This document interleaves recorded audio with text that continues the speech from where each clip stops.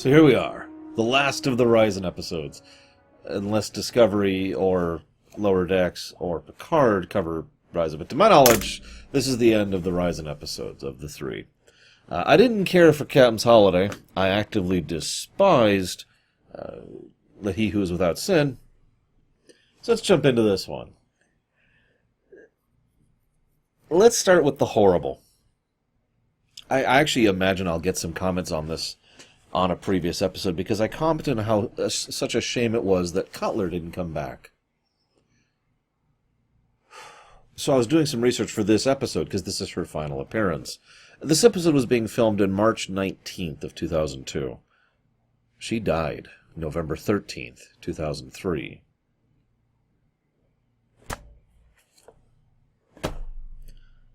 So that's great.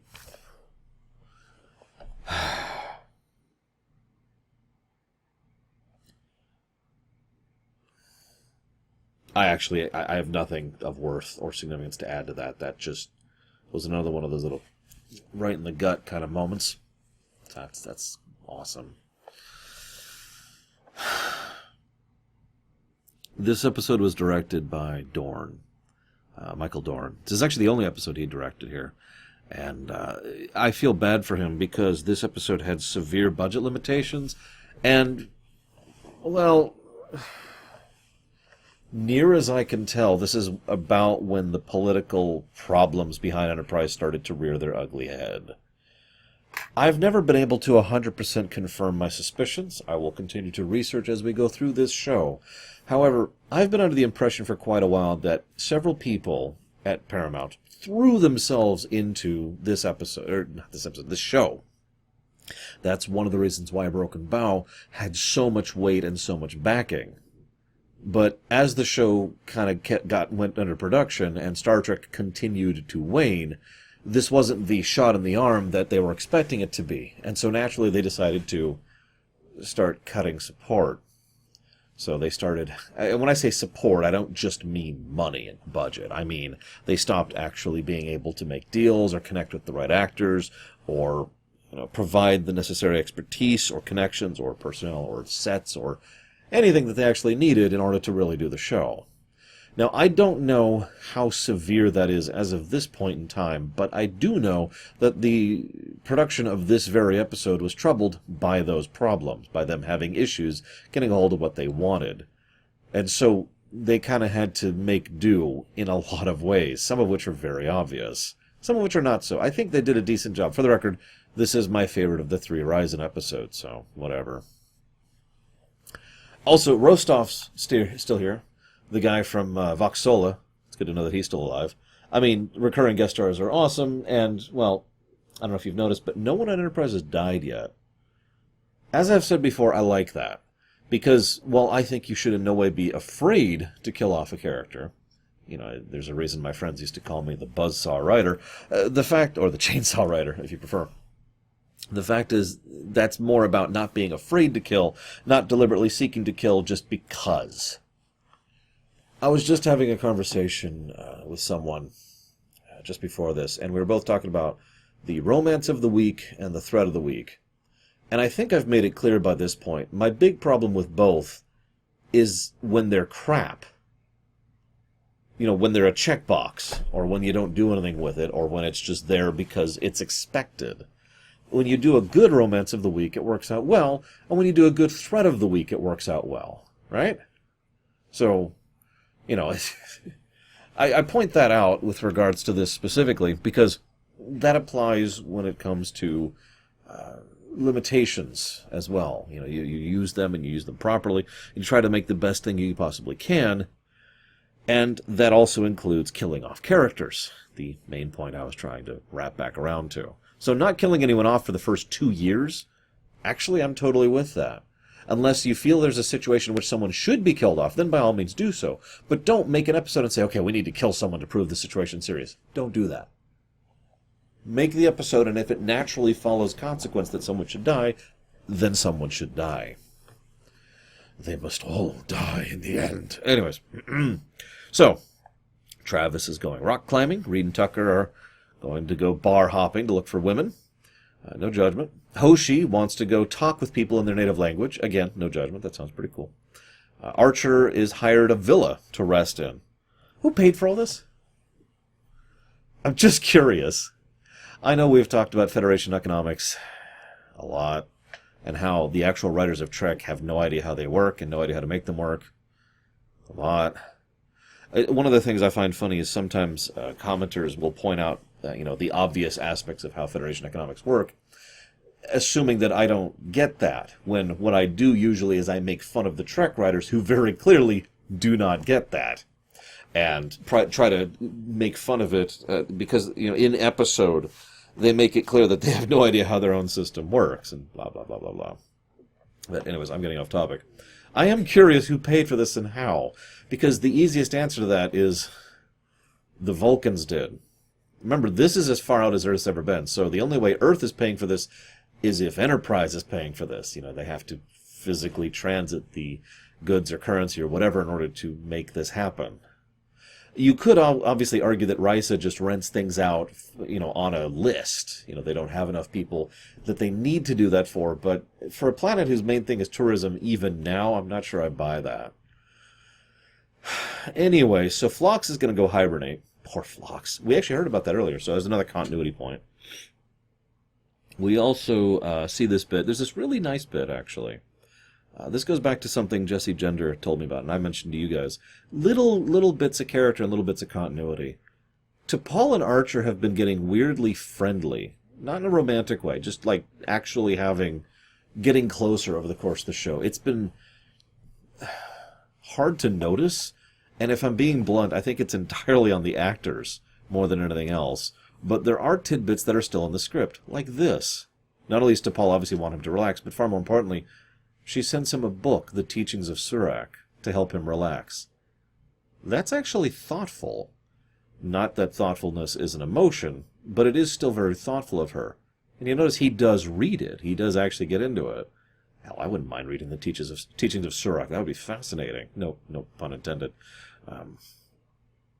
So, I'm going to jump around a little bit in my commentary because the episode jumps around a bit, and I forgot to... Usually when there's multiple threads going at once, I do my notes in blocks so I could talk about one thread and then the next thread. I forgot to do that, so we're just going to go through this sequentially. First thing we see is Tucker is in a bright, kind of light gray suit with the little purple Hawaiian shirt, and I kind of like it. It's got that Miami Vice thing going on. And we also see some of the budget problems start to yield their head because they keep talking about aliens, which look pretty cool, or at least they would if we saw them, but we just hear their descriptions of them.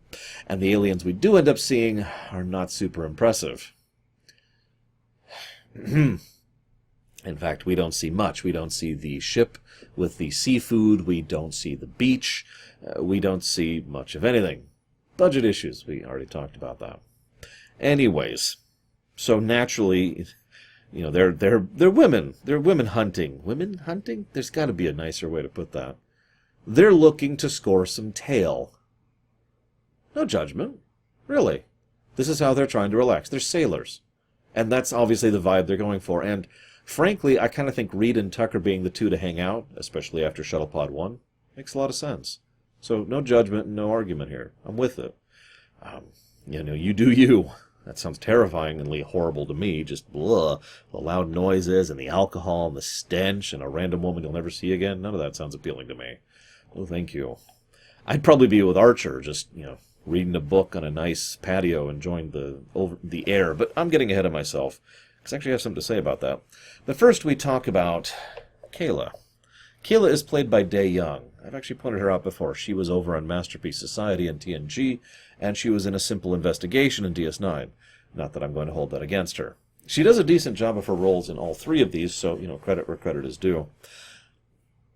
What I like is she's not really being flirty. She's kind of being flirty, but in that sort of surface kind of, let's go out and get a thing of coffee kind of a way.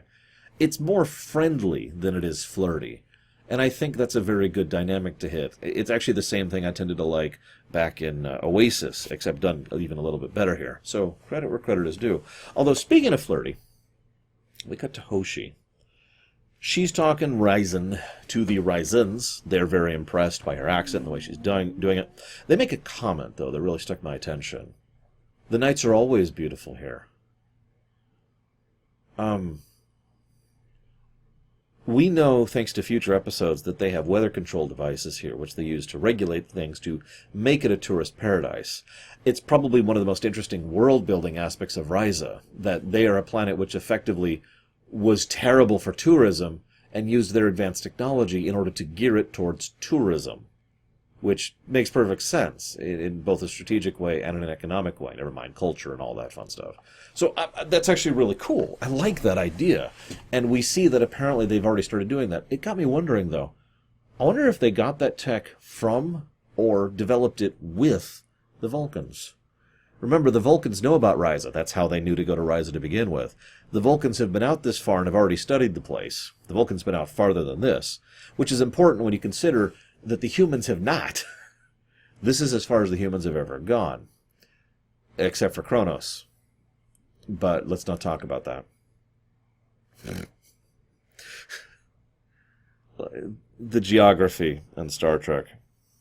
Anyways, one of these days we might actually get an official map of this frickin' setting, and it will be wrong because there's too many things that contradict each other. Most maps tend to follow a similar pattern. You got Earth right here, pretty much on the border of the Alpha and the Beta quadrants.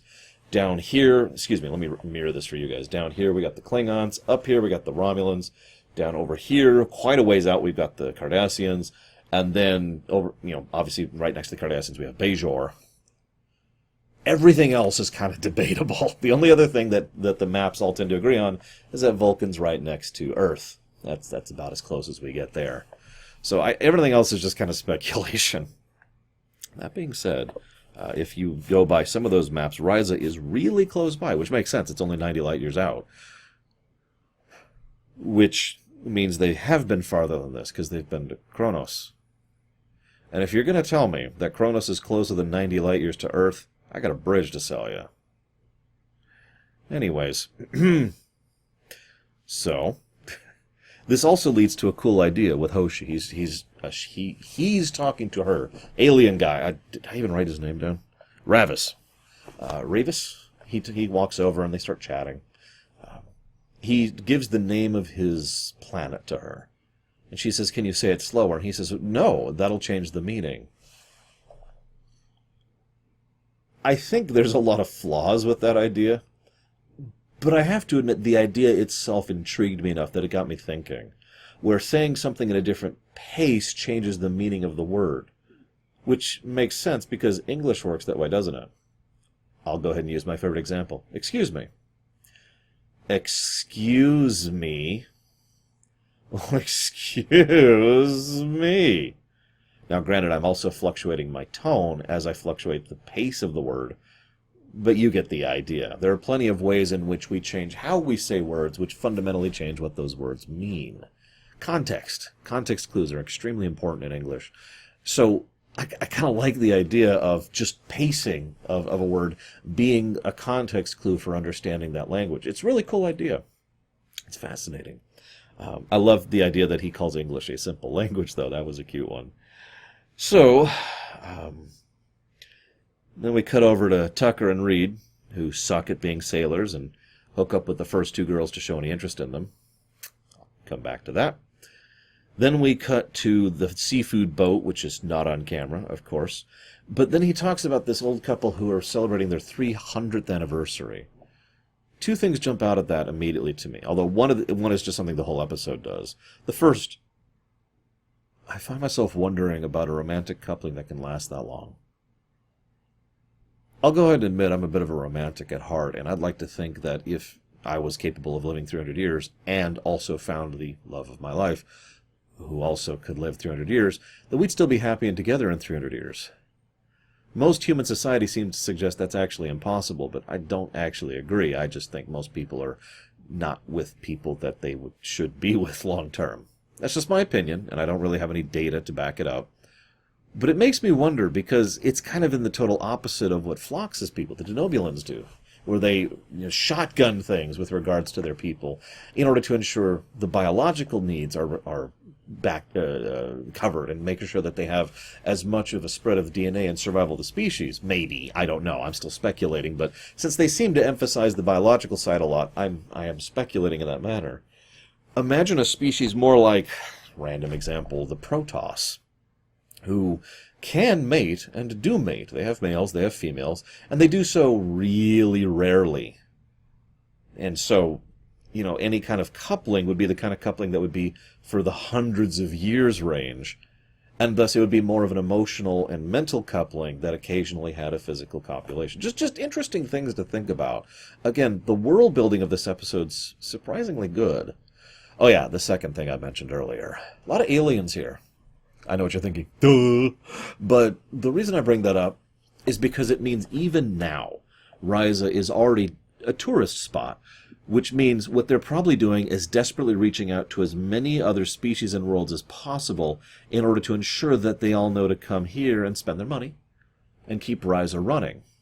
Got to keep Monaco, got to keep Risa financially solvent, which not only to maintain their lifestyle and maintain the weather machines, but also to keep them on the map, so to speak.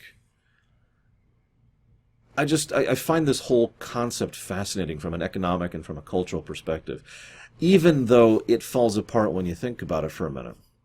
Because any organization like the Ryzen government, which is as melting pot deliberately as they are, means that knowledge of a lot of races in this area are going to spread to all the other races in this area, which lines up until you start to introduce races that nobody's ever heard of or has ever interacted with, and thus will be discovered centuries from now. The Ferengi are the most obvious examples, but there are a few others. Really, that's more the fault of the other episodes of Enterprise jumping the gun when it comes to continuity rather than this. So if we're willing to most of those continuity problems out of the way, I do still find this approach fascinating. Anywho, moving back on. So, there's a great bit where he replicates the thing that they did back in Strange New World. Pulls out the telescope and finds it somehow without even using a tricorder. I have no idea how he manages that. Anyways, there's my star. There's Sol, way out there. Again, the Spore story I shared back in Strange New World. There's got to be something weird about sitting on a nice villa and relaxing, enjoying the sea breeze, and looking up and seeing your home star that you were at, I guess, 10 months-ish? They mention it's been 10 months back in Detained. So I guess it's actually been a few more days or weeks after that at this point. But either way, little less than a year, because Star Trek does 1 season equals 1 year, and we're about done with the season. So yeah, a little less than a year ago. Could you imagine that for a second? Really, really picture that. Imagine here you are, and 11 months pass, and you're looking up at the night sky, and there's Sol up there. Just bask in that moment for a second. Anyways, so then Reed and Tucker fail at being sailors again. I've had family and friends in the Navy before, and there are certain lessons you learn when it comes to being a sailor.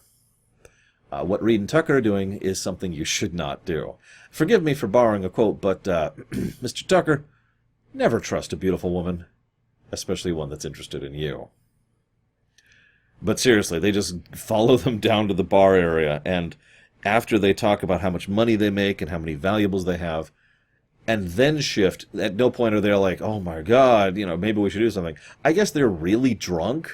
But either way, this is kind of a pathetic display. Thankfully, they were just being robbed. Burgled, excuse me. Because otherwise, this could have gone really badly. Anyways. So once again, they're in their skivvies. You know what I like best about it? They're not worried about being safe. At some point or another, they will be saved. They'll miss the rendezvous point. People come scanning for them. Blah, blah, blah, blah, blah. So they're not in any danger, but they really don't want to be rescued because that would be absolutely humiliating. And thus the threat suddenly becomes not escaping and getting free because we might die, but escaping and getting free because I don't want anyone else to know what happened last night. Meanwhile, Hoshi and Ravis hook up and go have sex. And I'm okay with that. It is usually Star Trek treats sex entirely to, my opinion, juvenilely. that's not a word, in too much of a juvenile fashion. Tee hee hee, we have sex. Let He Who Is Without Sin is actually a great episode of that. So is Captain's Holiday, now that I'm thinking about it. But those are not the only exceptions. This is something that Star Trek just has had a problem with several times in its career as being a franchise. Here, Hoshi just meets a hot guy. They hang out for a bit. They date for a bit. They go to some random spa, and they have sex. And there's nothing wrong with that. In fact, the way it's portrayed as normal is actually something I'm in favor of, because safe, sane, consensual. And I know that that's kind of a weird thing to bring up here, but that really is the guiding principle, right? They're being safe. They're both sane. What they're doing is not without the bounds of reason. And they're both doing something consensual. They're just hooking up to have a fun night because they're on vacation. And then they move on. And it's not treated like it's some big love affair. Oh, I love you so. And it's not treated like anything other than what it is, I guess. It is very overt and honest. I like that. Although it does give me an amusing anecdote, which I'll share in a minute. Meanwhile, Travis has to come back because he got injured doing his terribly dangerous rock climbing, and they didn't know how to treat him, so he's having an allergic reaction. This then leads to comedy, but I'll give the episode a pass because Billingsley actually does a pretty good job with the physical humor of Phlox being so out of his gourd he basically can't function properly. I have physically been that tired in my life. I have sleptwalked, which is a very bad thing. It's something I only do. I get it from my mother. We both only do that when we are severely, horrifically tired, exhausted. I've mentioned before that there are times in my life when I've worked 100-hour work weeks. Yeah, that is when I would sleepwalk. I am well aware of how I am when I am super out of it. And, of course, I have been told exactly how I am when I am sleepwalking. And he does a really good job of the presentation. He also, I feel kind of pissed at Travis, because Travis is just kind of, he's just kind of pissy, isn't he? I want my doctor. Where's my doctor? What do I do with that? Wake him up, God! No, see, because this is a vacation, he is hibernating, something his species actually requires them to do, which we are now interrupting because you decided to go and get an allergic reaction. Now, I know. There's still some... It's not really Travis's fault. It's just, come on, dude. Man up, okay? Whap. Don't be such a dick about it. That's all I'm asking. Although I do wonder why Cutler wasn't able to diagnose that. I really do. You'd think she would be capable, but whatever. I mean, it's just an allergic reaction, right? Anyways. So, Phlox tries to get out of it, and, I mean, the way he passes out on the bed at the end did give me a chuckle. This then leads to Kayla. Now, I haven't been talking about her arc yet, even though it's technically the main arc, because it's the least interesting to me. And I want to explain why. Because it's the most interesting to me. She's a Tandaran, and she underwent some surgery in order to hide who she is, and she infiltrates in order to interact with Archer, but at the same time, it's entirely possible that her bumping into Archer was a coincidence, that she was here looking for information on the Cabal, and she happened to see Archer, and so decided to go after him because she knew about him and his past experience with the Suliban. Or, it's also possible she was here looking for information about the Cabal, bumped into Archer, he was a nice guy, they started hanging out in a friendly way, and she ends up finding out that he has connections to the Suliban and to the Cabal, and then she starts pushing the matter. You'll also notice that she gets a little bit more pushy about trying to get information on the Cabal the further on in their interactions they go, until it gets to the point that she gets so pushy he finally looks into it and realizes she's a Tandaran. Now, if you don't know who the Tandaran are, I don't blame you. This is the second of 2 times they're ever mentioned. The last was back in Detained, the group with the internment camp. Grot? They mention him in this episode. So, continuity counter, ding. But apparently she's disconnected from him, and I would believe that. So we have this mystery woman, who is a Tandaran, who is seeking information about the Cabal. She gives this sob story about her family being killed by the Suliban. Do you think it's real? I actually get the impression, mostly from the actress's performance, that that actually did happen, and that is why she's doing whatever she's doing. I also get the very strong impression that she is sufficiently desperate to chase a lead, even if it's going to cause potential problems. She pushes very, very hard. It's only at the end, when he restrains her, that she actually decides to cause any harm to Archer, which also tends to make me think that she's not really here for him. This is just kind of a bump on the road. She then says out loud, "I need to check out now. I can't allow you to interfere." With what? We never know. This is why this irritates me, because it's a great beginning of a plot arc that never goes anywhere and is never referenced again, ever. It might be referenced somewhere that I don't know about. Like I said, I don't know Season 2 that well. But she will never be back, and the Tandarans will never be back. I mentioned the internecine stuff going on, and the self-sabotage, and the budget issues, and the politics, and the infighting. I wonder if the Tandarans were originally what the Xindi would become. Just food for thought. Anyways, I could see that line up pretty smoothly, to be honest. The only big difference is that the Tandarans aren't really a existential threat, which might be why they decided to can that idea. So the episode ends. Everyone lies to each other about what they've done. Kind of. Hoshi's kind of over. But last thought before we move on to the end of Season 1. This is a pass-out episode. No, think about it. So, Reed and Tucker are shot. Bzz, knocked out. Archer is drugged by Kayla. Bzz, he's out. Phlox, he's hibernating. Bzz. I could add Travis to this list, but we'll go ahead and skip over him, because my favorite is actually Hoshi. Although while everyone else is either drugged or in a coma, she has a slightly more natural method of going into a sleep. I'm sorry, I'm just making a joke at this point. It does amuse me how basically everyone in this episode ends up passing out from one thing or another, and the only one who actually enjoys her vacation is Hoshi. At least they got plenty of sleep. Hope you've enjoyed, guys. I'll see you next... Oh, wait. Last thing. Real quick. Check this out. No joke. Today, in fact, hang on. It's not telling me the exact timing, but a little over an hour ago, I got an email from STO, Star Trek Online, that the Ryzen event has opened up. I just had to share that because the timing of that amused me tremendously. You know, when you go to Ryzen, you do the jetpack stuff, you know. Okay, now we'll cut off. I'll see you next week, guys.